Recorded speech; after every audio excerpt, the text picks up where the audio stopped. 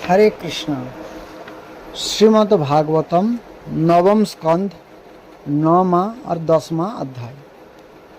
भागीरथ भगीरथ चरित्र और गंगा अवतरण। भगवान श्री राम की लीलाओं का वर्णन। 9वां अध्याय भगीरथ चरित्र और गंगा अवतरण। श्री सुखदेव जी कहते हैं, परीक्षित, अंशुमान ने गंगा जी को लाने की कामना से बहुत वर्षों तक घोर तपस्या की, परंतु उन्हें सफलता नहीं मिली। समय आने पर उनकी मृत्यु हो गई। अंशुमान के पुत्र दिलीप ने भी ऐसा ही तपस्या की, परंतु ये भी असफल ही रहे। समय पर उनकी भी मृत्यु हो गई। दिलीप के पुत्र थे भगीरथ। उन्होंने बहुत बड़ी तपस्या की। उनकी तपस्या से प्रसन्न होकर भगवती गंगा ने उन्हें दर्शन दिया और कहा कि मैं तुम्हें वर देने के लिए आई हूँ। उनके ऐसा कहने पर राजा भागीरथ ने बड़ी नम्रता से अपना अभिप्राय प्रकट किया कि आप मृत्यु लोक में चलिए। गंगा जी ने कहा, जिस समय मैं स्वर्ग से पृथ्वी तल पर गिरूं, उस समय मेरे बेग को कोई धारण करने वाला होना चाहिए। भगीरथ, ऐसा ना होने पर मैं पृथ्वी को फोड़कर रसातल में चली जाऊंगी। इसके अतिरिक्त इस कारण से भी मैं पृथ्वी पर नहीं जाऊंगी कि लोग मुझ में अपने पाप धोएंगे, फिर मैं उस पाप को कहाँ धोऊंगी। भगीरथ, इस विषय में तुम स्वयं विचार कर लो। भगीरथ ने कहा, माता, जिन्होंने लोक परलोक, धन संपत्ति और स्त्री पुत्र की कामना का संन्यास कर दिया है, जो संसार से उपरत होकर अपने आप में शांत है, जो ब्रह्मनिष्ठ और लोगों को पवित्र करने वाले परोपकारी सज्जन है, ये अपने अंग स्पर्श से तुम्हारे पाप को नष्ट कर देंगे, क्योंकि उनके हृदय में अघरूप अघासुर को मारने वाले भगवान सर्वदा निवास करते हैं। समस्त प्राणियों के आत्मा रुद्रदेव तुम्हारा वेग धारण कर लेंगे, क्योंकि जैसे साड़ी सूतों में ओतप्रोत है, वैसे ही यह सारा विश्व भगवान रुद्र में ही ओतप्रोत है। परीक्षित, गंगा जी से इस प्रकार कहकर राजा भगीरथ ने तपस्या के द्वारा भगवान शंकर को प्रसन्न किया। थोड़े ही दिनों में महादेव जी उन पर प्रसन्न हो गए। भगवान शंकर तो संपूर्ण विश्व के हितोषी है। राजा की बात उन्होंने तथास्तु कहकर स्वीकार कर ली। फिर शिव जी ने सावधान होकर गंगा जी को अपने सिर पर धारण किया। क्यों ना हो, भगवान के चरणों का स्पर्श होने के कारण गंगा जी का जल परम पवित्र हो जो है। इसके बाद राजर्षि भगीरथ त्रिभुवन पावनी गंगा जी को वहाँ ले गए, जहाँ उनके पितरों के शरीर राख के ढेर बन गए थे। ये वायु के समान वेग से चलने वाले रथ पर सवार होकर आगे आगे चल रहे थे और उनके पीछे पीछे मार्ग में पड़ने वाले देशों को पवित्र करती हुई गंगा जी दौड़ रही थी। इस प्रकार गंगा सागर संगम पर पहुंचकर उन्होंने सागर के जले हुए पुत्र को अपने जल में डुबो दिया। यद्यपि सागर के पुत्र ब्राह्मण के तिरस्कार के कारण भस्म हो गए थे, इसलिए उनके उद्धार का कोई उपाय न था। फिर भी केवल शरीर की राख के साथ गंगा जी का स्पर्श हो जाने से ही ये स्वर्ग में चले गए। परीक्षित, जब गंगा जल से शरीर को राख का स्पर्श हो जाने से सागर के पुत्र को स्वर्ग की प्राप्ति हो गई, तब जो लोग श्रद्धा के साथ नियम लेकर गंगा जी का सेवन करते हैं, उनके संबंध में तो कहना ही क्या है। मैंने गंगा जी की महिमा के संबंध में जो कुछ कहा है उसमें आश्चर्य की कोई बात नहीं है, क्योंकि गंगा जी भगवान के उन चरण कमलों से निकली है जिनका श्रद्धा के साथ चिंतन करके बड़े बड़े मुनि निर्मल हो जाते हैं और तीनों गुणों के कठिन बंधन को काटकर तुरंत भगवत स्वरूप बन जाते हैं। फिर गंगा जी संसार का बंधन काट दें, इसमें कौन बड़ी बात है। भागीरथ का पुत्र था श्रुत, श्रुत का नाभ। यह नाभ पूर्वोक्त नाभ से भिन्न है। नाभ का पुत्र था सिंधुदीप और सिंधुदीप का अयुतायु के पुत्र का नाम था ऋतुपर्ण। यह नल का मित्र था, जो नल नील था उनके मित्र था। उसने नल को पासा फेंकने की विधा का रहस्य बतलाया था और बदले में उससे अश्वविधा सीखी थी। ऋतुपर्ण का पुत्र सर्वकाम हुआ। परीक्षित सर्वकाम के पुत्र का नाम था सुदास। सुदास के पुत्र का नाम था सौदास और सौदास की पत्नी का नाम था मदमंती। सौदास को ही कोई मित्र सह कहते हैं और कहीं कहीं उसे कलमाशपाद भी कहा गया है। यह वशिष्ठ के शाप से राक्षस हो गया था और फिर अपने कर्मों के कारण संतानहीन हुआ। राजा परीक्षित ने पूछा, भगवान, हम यह जानना चाहते हैं कि महात्मा सौदास को गुरु वशिष्ठ जी ने श्राप क्यों दिया था। यदि कोई गोपनीय बात ना हो तो कृपया बतलाइए।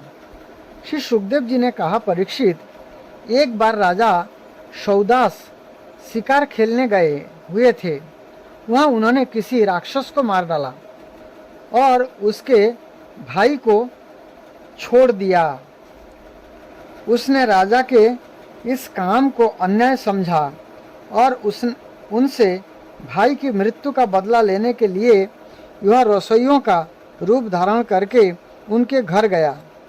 जब एक दिन भोजन करने के लिए गुरु वशिष्ठ जी राजा के यहाँ आए, तब उसने मनुष्य का मांस रांधकर उन्हें परोस दिया। जब सर्वसमर्थ वशिष्ठ जी ने देखा कि परोसी जाने वाली वस्तु तो नितांत अभक्ष्य है, तब उन्होंने क्रोधित होकर राजा को श्राप दिया कि जा, इस काम से तू राक्षस हो जाएगा। तब उन्होंने वह बात मालूम हुई कि वह काम तो राक्षस का है, राजा का नहीं। तब उन्होंने इस शाप को केवल 12 वर्ष के लिए कर दिया। उस समय राजा सौदास भी अपनी अंजलि में जल लेकर गुरु वशिष्ठ को शाप देने के लिए उद्यत हुए, परंतु उनकी पत्नी मदयंती ने उन्हें ऐसा करने से रोक दिया। इस पर सौदास ने विचार किया कि दिशाएं, आकाश और पृथ्वी सब के सब तो जीवमय ही है, तब यह तीक्ष्ण जल कहाँ छोड़ूं। अंत में उन्होंने उस जल को अपने पैरों पर डाल दिया। इसी से उनका नाम मित्र सह हुआ। उस जल से उनके पैर काले पड़ गए थे, इसलिए उनका नाम कलमशपाद भी हुआ। अब ये राक्षस हो चुके थे। एक दिन राक्षस बने हुए राजा कलमशपाद ने एक वनवासी ब्राह्मण दंपत्ति को सहवास के समय देख लिया। कलमशपाद को भूख तो लगी ही थी। उसने ब्राह्मण को पकड़ लिया। ब्राह्मण पत्नी को कामना अभी पूर्ण नहीं हुई थी। उसने कहा, राजन, आप राक्षस नहीं है, आप महारानी मदयंती के पति और इक्ष्वाकु वंश के वीर महारथी है। आपको ऐसा अधर्म नहीं करना चाहिए। मुझे संतान की कामना है और इस ब्राह्मण की भी कामनाएं अभी पूर्ण नहीं हुई है, इसलिए आप मुझे मेरा यह ब्राह्मण पति दे दीजिए। राजन, यह मनुष्य शरीर जीव को धर्म, अर्थ, काम और मोक्ष चारों पुरुषार्थों की प्राप्ति कराने वाला है। इसीलिए वीर, इस शरीर को नष्ट कर देना सभी पुरुषार्थों की हत्या कही जाती है। फिर वह ब्राह्मण तो विद्वान है, तपस्या, शील और बड़े बड़े गुणों से संपन्न है।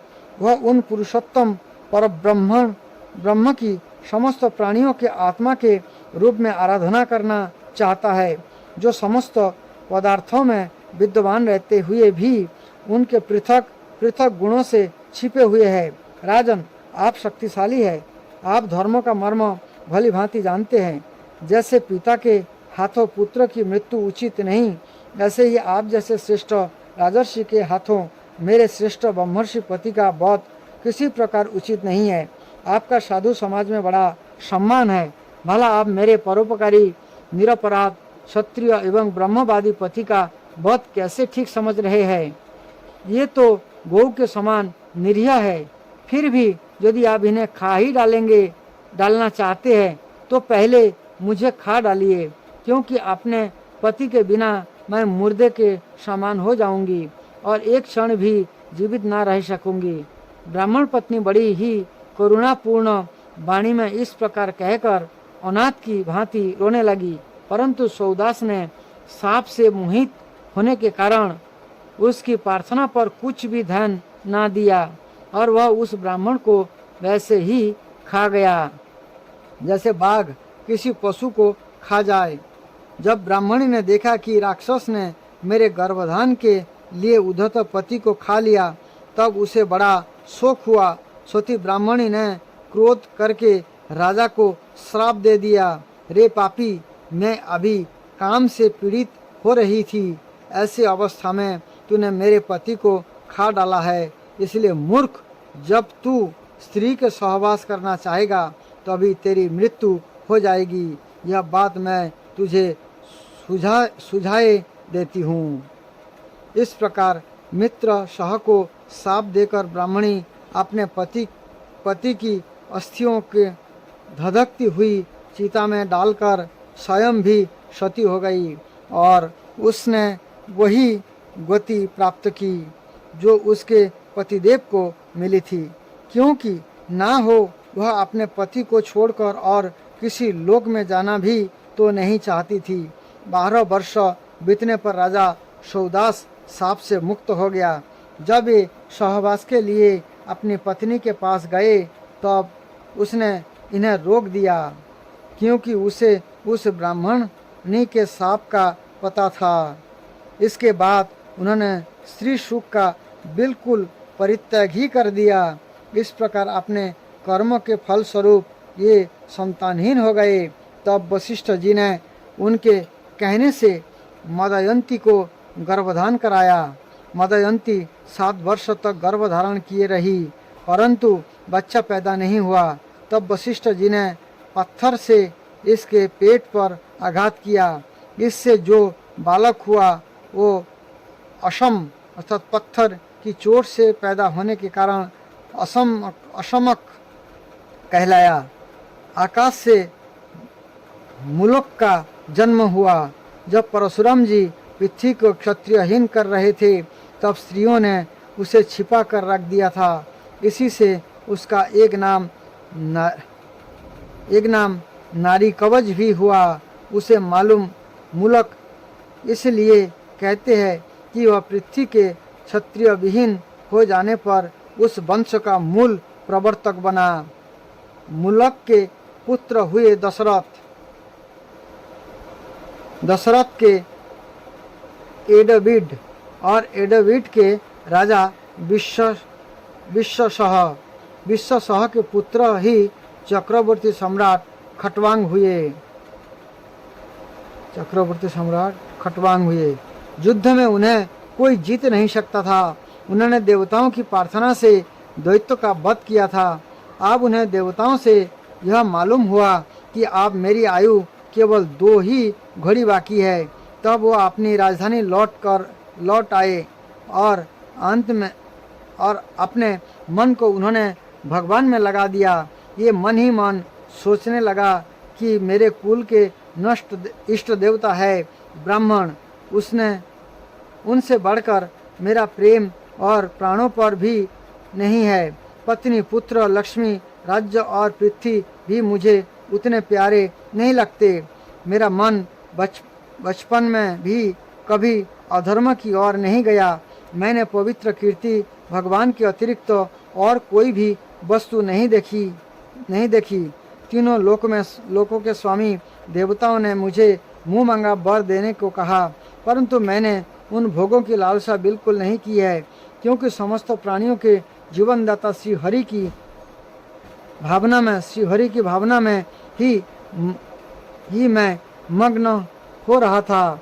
जिन देवताओं की इंद्रियां और मन विषय में भटक रहे हैं, ये सत्वगुण प्रधान होने पर भी अपने हृदय में विराजमान सदा सर्वदा प्रियतम के रूप में रहने वाले अपने आत्मा स्वरूप भगवान को नहीं जानते। फिर भला जो रजोगुणी और तमोगुणी है, ये तो जान ही कैसे सकते हैं। इसलिए आप इन विषयों में मैं नहीं रमता। ये तो माया के खेल है। आकाश में झूठ मूठ प्रतीत होने वाले गंधर्व नगरों से बढ़कर इसकी सत्ता नहीं है। ये तो अज्ञानवश चित्त पर चढ़ गए थे। संसार के सच्चे रचयिता भगवान की भावना में लीन होकर मैं विषयों को छोड़ रहा हूँ और केवल उन्हीं की शरण ले रहा हूँ। परीक्षित, भगवान ने राजा खटवांग की बुद्धि को पहले से ही अपनी ओर आकर्षित कर रखा था। इसी से ये अंत में ऐसा निश्चय कर सके। अब उन्होंने शरीर आदि अनात्म पदार्थों में जो अज्ञान मूलक आत्मभाव था उसका परित्याग कर दिया और अपने वास्तविक आत्म स्वरूप में स्थित हो गए। वह स्वरूप साक्षात पर ब्रह्म है। यह सूक्ष्म से भी सूक्ष्म शून्य के समान ही है, परंतु यह शून्य नहीं, परम सत्य है। भक्तजन उसी वस्तु को भगवान वासुदेव इस नाम से वर्णन करते हैं। 10वां अध्याय, भगवान श्री राम की लीलाओं का वर्णन। श्री सुखदेव जी कहते हैं, परीक्षित, खटवांग के पुत्र दीर्घबाहु और दीर्घबाहु के परम यशस्वी पुत्र रघु हुए। रघु के औज और औज के पुत्र महाराज दशरथ हुए। देवताओं की प्रार्थना से साक्षात परब्रह्म परमात्मा भगवान श्री हरि ही अपने अंश से 4 रूप धारण करके राजा दशरथ के पुत्र हुए। उनके नाम थे राम, लक्ष्मण, भरत और शत्रुघ्न। परीक्षित, सीतापति भगवान श्री राम का चरित्र तो तत्वदर्शी ऋषियों ने बहुत कुछ वर्णन किया है और तुमने अनेक बार उसे सुना भी है। भगवान श्री राम ने अपने पिता राजा दशरथ के सत्य की रक्षा के लिए राजपाट छोड़ दिया और वे वन में फिरते रहे।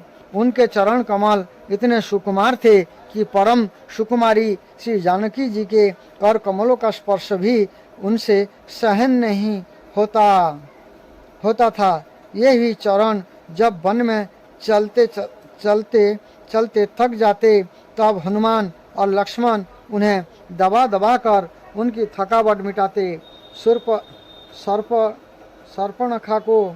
शूर्पणखा को नाक कान काटकर विरूप कर देने के कारण उन्हें अपनी प्रियतमा श्री जानकी जी का वियोग भी सहना पड़ा। इस वियोग के कारण क्रोधवश उनकी भौहें तन गई, जिन्हें देखकर समुद्र तक भयभीत हो गया। इसके बाद उन्होंने समुद्र पर पुल बांधा और लंका में जाकर दुष्ट राक्षसों से जंगल की दावाग्नि के समान दग्ध कर दिया। ये कौशल नरेश हमारी रक्षा करे। भगवान श्री राम ने विश्वामित्र के यज्ञ में लक्ष्मण के सामने ही मरीच आदि राक्षसों को मार डाला। ये सब बड़े बड़े राक्षसों की गिनती में थे। पक्षीराज जनकपुर में सीता जी का स्वयंवर हो रहा था। संसार के चुने हुए वीरों की सभा में भगवान शंकर का यह भयंकर धनुष रखा हुआ था। यह इतना भारी था कि 300 वीर बड़ी कठिनाई से उसे स्वयंवर सभा में ला सके थे।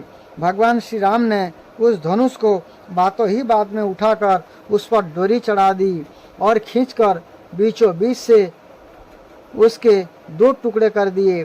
ठीक वैसे ही जैसे हाथी का बच्चा खेलते खेलते ईख तोड़ डाले। भगवान ने जिन्हें अपने वक्षस्थल पर स्थान देकर सम्मानित किया है, ये लक्ष्मी जी ही सीता के नाम से जनकपुरी में अवतीर्ण हुई थी। ये गुण, शील, अवस्था, शरीर की गठन और सौंदर्य में सर्वथा भगवान श्री राम के अनुरूप थी। भगवान ने धनुष तोड़कर उन्हें प्राप्त कर लिया। अयोध्या को लौटते समय मार्ग में उन परशुराम जी से भेंट की, जिन्होंने 21 बार पृथ्वी को राजवंश के बीच से भी रोहित कर दिया था। भगवान ने उनके बड़े हुए गर्व को नष्ट कर दिया। उनके बाद पिता के वचनों को सत्य करने के लिए उन्होंने वनवास स्वीकार किया। यद्यपि महाराज दशरथ ने अपनी पत्नी के अधीन होकर ही उसे वैसा वचन दिया था, फिर भी ये प्रत्येक के बंधन में बंध गए थे। इसीलिए भगवान सत्य के बंधन में बंध गए थे। इसलिए भगवान ने अपने पिता की आज्ञा शिरोधार्य कर राज्य, लक्ष्मी, प्रेमी, हितोषी, मित्र और महलों को वैसे ही छोड़कर अपनी पत्नी के साथ यात्रा की, जैसे मुक्त संग जोगी प्राणियों को छोड़ देता है। वन में पहुंचकर भगवान ने राक्षस राज रावण की बहन शूर्पणखा को विरूप कर दिया, क्योंकि उसकी बुद्धि बहुत ही कलुषित काम वासना के कारण अशुद्ध थी। उसके पक्षपाती खर दूषण, तीसरा आदि प्रधान भाइयों को, जो संख्या में 14,000 थे, हाथों में महान धनुष लेकर भगवान श्री राम ने नष्ट कर डाला। और अनेक प्रकार की कठिनाइयों से परिपूर्ण वन में ये इधर उधर विचरते हुए निवास करते रहे। परीक्षित, जब रावण ने सीता जी के रूप गुण, सौंदर्य आदि की बात सुनी तो उनका हृदय काम वासनाओं से आतुर हो गया। उसने अद्भुत हरिण के वेश में मारीची को उनकी पूर्ण कुटियों के पास भेजा। वह धीरे धीरे भगवान को वहां से दूर ले गया। अंत में भगवान ने अपने बाणों से उसे बात की बातों में वैसे ही मार डाला जैसे दक्ष प्रजापति को वीरभद्र ने मारा था। जब भगवान श्री राम जंगल में दूर निकल गए, तब लक्ष्मण जी अनुपस्थिति में नीच राक्षस रावण ने भेड़ियों के समान विदेह नंदिनी सुकुमारी श्री सीता जी को हर लिया। तदंतर ये अपनी प्राण प्रिया सीता जी से बिछड़ अपने भाई लक्ष्मण के साथ वन में बिछड़कर अपने भाई वन में दिनों की भांति घूमने लगे। और इस प्रकार उन्होंने यह शिक्षा दी कि जो स्त्रियों में आसक्ति रखते हैं उनकी वही गति होती है। इसके बाद भगवान ने उस जटायु का दाह संस्कार किया, जिसके सारे कर्म बंधन भगवत सेवा रूप कर्म से पहले ही भस्म हो चुके थे। फिर भगवान ने कबंध का संहार किया और इसके अनंतर सुग्रीव आदि वानरों से मित्रता करके बाली का वध किया। तदंतर वानरों के द्वारा अपनी प्राण प्रिय का पता लगवाया। ब्रह्मा और शंकर जिनके चरणों की वंदना करते हैं, ये भगवान श्री राम मनुष्य की सी लीला करते हुए बंदरों की सेना के साथ समुद्र तट पर पहुँचे। वहाँ उपवास और प्रार्थना से जब समुद्र पर कोई प्रभाव ना पड़ा, तब भगवान ने क्रोध की लीला करते हुए अपनी उग्र एवं टेढ़ी नज़र समुद्र पर डाली। उसी समय समुद्र के बड़े बड़े मगर और मच्छ खलबला उठा। डर जाने के कारण समुद्र की सारी गर्जना शांत हो गई तब समुद्र शरीरधारी बनकर और अपने सिर पर बहुत से भेड़ लेकर भगवान के चरण कमलों की शरण में आया और इस प्रकार कहने लगा, अनंत हम मूर्ख हैं, इसलिए आपके वास्तविक स्वरूप को नहीं जानते। जाने भी कैसे? आप समस्त जगत के एकमात्र स्वामी, आदि कारण एवं जगत के समस्त परिवर्तमान बर्तनों में एक रस रहने वाले हैं। आप समस्त गुणों के स्वामी हैं, इसलिए जब आप सत्व गुण को स्वीकार कर लेते हैं, जब देवताओं की रजोगुण को स्वीकार कर लेते हैं, तब प्रजापतियों की और तमोगुण को स्वीकार कर लेते हैं, तब आपके क्रोध से रुद्र गण की उत्पत्ति होती है।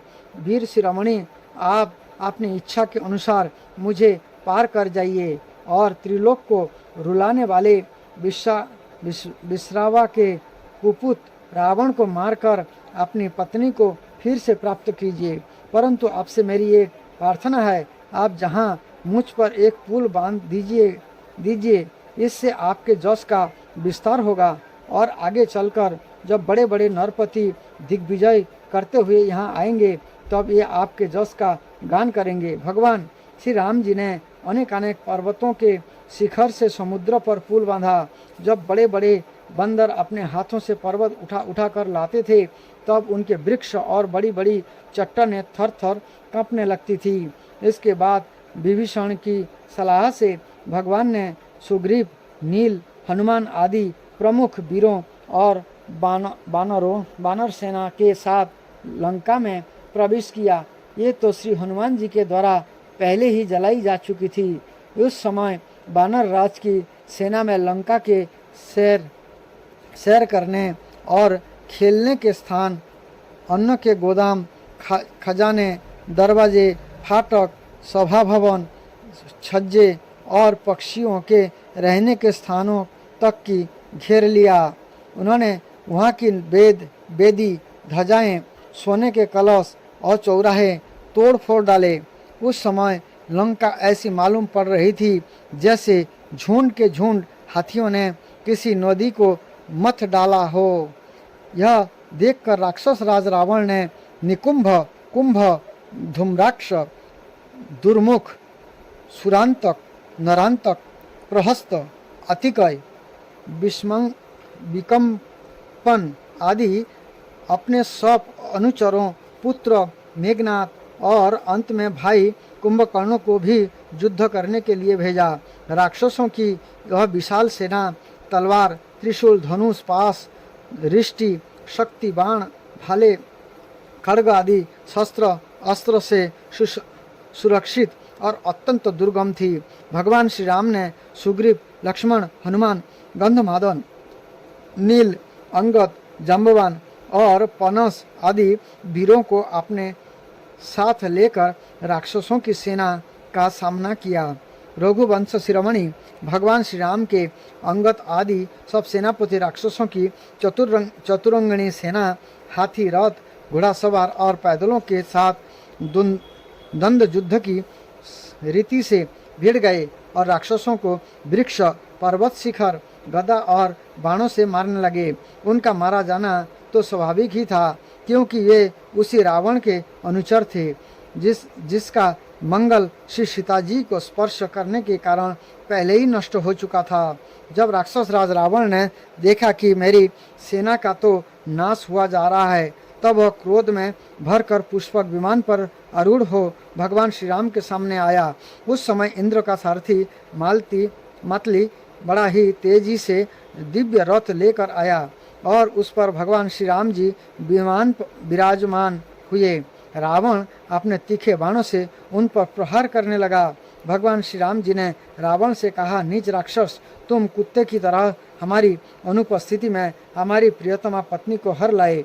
तुमने दुष्टता की हद कर दी। तुम्हारे जैसा निर्लज्ज तथा निंदनीय और कौन होगा। जैसे काल को कोई ढाल नहीं सकता, कर्तापन के अभिमान को यह फल दिए बिना रह नहीं सकता, ऐसे ही आज मैं तुम्हें तुम्हारी करनी का फल चखाता हूँ। इस प्रकार रावण को फटकारते हुए भगवान श्री राम ने अपने धनुष पर चढ़ाया हुआ बाण उस पर छोड़ा। उस बाण के वज्र के समान उसके हृदय को विदीर्ण कर दिया। वह अपने 10 मुखों से खून उगलता हुआ विमान से गिर पड़ा। ठीक वैसे ही जैसे पुण्य आत्मा लोग भोग समाप्त होने पर स्वर्ग से गिर पड़ता है। उस समय उसके परिजन हाय हाय करके चिल्लाने लगे। तदंतर हजारों राक्षसियां मंदोदरी के साथ रोती हुई लंका से निकल पड़ी और रणभूमि में आई। उन्होंने देखा कि उनके स्वजन संबंधी लक्ष्मण जी के बाणों से छिन्न भिन्न होकर पड़े हुए हैं। ये अपने हाथों अपनी छाती पीट पीट कर और अपने सगे संबंधियों को हृदय से लगा लगा कर उच्च स्वर से विलाप करने लगी। हाय हाय स्वामी, आज हम सब बेमत मरी गई। एक दिन वह था जब आपके भय से समस्त लोकों में त्राही त्राही मच जाती थी। आज वह दिन आ पहुंचा कि आपके ना होने रहने से हमारे शत्रु लंका की दुर्दशा कर रहे हैं और वह प्रश्न उठ रहा है कि अब लंका किसके अधीन रहेगी। आप सब प्रकार से संपन्न थे, किसी भी बात की कमी ना थी, परंतु आप काम के बस हो गए और वह नहीं सोचा कि सीता जी कितनी तेजस्विनी है और उनका कितना प्रभाव है। आपकी वही भूल आपकी इस दुर्दशा का कारण बन गई। कभी आपके कर्मों से हम सब और समस्त राक्षस वंश आनंदित होता था और आज हम सब तथा यह सारी लंका नगरी विधवा हो गई। आपका यह शरीर जिसके लिए आपने सब कुछ कर डाला, आज गिद्धों का आहार बन रहा है और आपने आत्मा को आपने नरक का अधिकारी बना डाला। यह सब आपकी ही नासमझी और कामुकता का फल है। श्री सुखदेव जी कहते हैं, परीक्षित, कोशलाधीश भगवान श्री रामचंद्र की आज्ञा से विभीषण ने अपने स्वजन संबंधियों का पितृयज्ञ की विधि से शास्त्रों के अनुसार अंत्येष्टि कर्म किया। इसके बाद भगवान श्री राम ने अशोक वाटिका के आश्रम में अशोक वृक्ष के नीचे बैठी हुई श्रीमती सीता जी को देखा। ये उन्हीं के विरह की व्याधि से पीड़ित एवं अत्यंत दुर्बल हो रही थी। अपनी प्राण प्रिया अर्धांगिनी श्री सीता जी को अत्यंत दीन अवस्था में देखकर श्री राम का हृदय प्रेम और कृपा से भर आया। इधर भगवान का दर्शन पाकर सीता जी का हृदय प्रेम और आनंद से परिपूर्ण हो गया। उनका मुख कमल खिल उठा। भगवान ने विभीषण को राक्षसों का स्वामित्व, लंकापुरी का राज्य और 1 कल्प की आयु दी और इसके बाद पहले सीता जी को विमान पर बैठाकर अपने दोनों भाई लक्ष्मण तथा सुग्रीव एवं सेवक हनुमान जी के साथ स्वयं भी विमान पर सवार हुए। लंकापुरी का राज्य विभीषण को दिया और 1 कल्प अर्थात ब्रह्मा जी के 12 घंटा तक जीवित रहने का आशीर्वाद दिया भगवान श्री राम विभीषण जी को। इस प्रकार 14 वर्ष का व्रत पूरा हो जाने पर उन्होंने अपने नगर की यात्रा की। उस समय मार्ग में ब्रह्मा आदि लोकपालगण उन पर बड़े प्रेम से पुष्पों की वर्षा कर रहे थे। इधर तो ब्रह्मा आदि बड़े आनंद से भगवान की लीलाओं का गान कर रहे थे और इधर जब लीलाओं का गान कर रहे थे और इधर जब भगवान को वह मालूम हुआ कि भरत जी केवल गोमूत्र पकाया हुआ जौ का दलिया खाते हैं, बलकल पहनते हैं और पृथ्वी पर डब बिछाकर सोते हैं एवं उन्होंने जटाएं बढ़ा रखी है, तब ये बहुत दुखी हुए। उनकी दशा का स्मरण कर परम करुणाशील भगवान का हृदय भर आया। जब भरत को मालूम हुआ कि मेरे बड़े भाई भगवान श्री राम आ रहे हैं, तब वे पूर्ववासी मंत्री और पुरोहितों को साथ लेकर एवं भगवान की पादुकाएं सिर पर रखकर उनके अगवानी के लिए चले। जब भरत जी अपने रहने के स्थान नंदीग्राम से चले, तब लोग उनके साथ साथ मंगल गान करते बाजे बजाते चलने लगे। वेदवादी ब्राह्मण बार बार वेद मंत्र का उच्चारण करने लगे और उसकी ध्वनि चारों ओर गूंजने लगी। सुनहरी कामदार पताकाएं फहराने लगी। सोने से मढ़े हुए तथा रंग बिरंगे ध्वजाओं से सजे हुए रथ, सुनहले साज से सजाए हुए सुंदर घोड़े तथा सोने के कवच पहने हुए सैनिक उनके साथ साथ चलने लगे।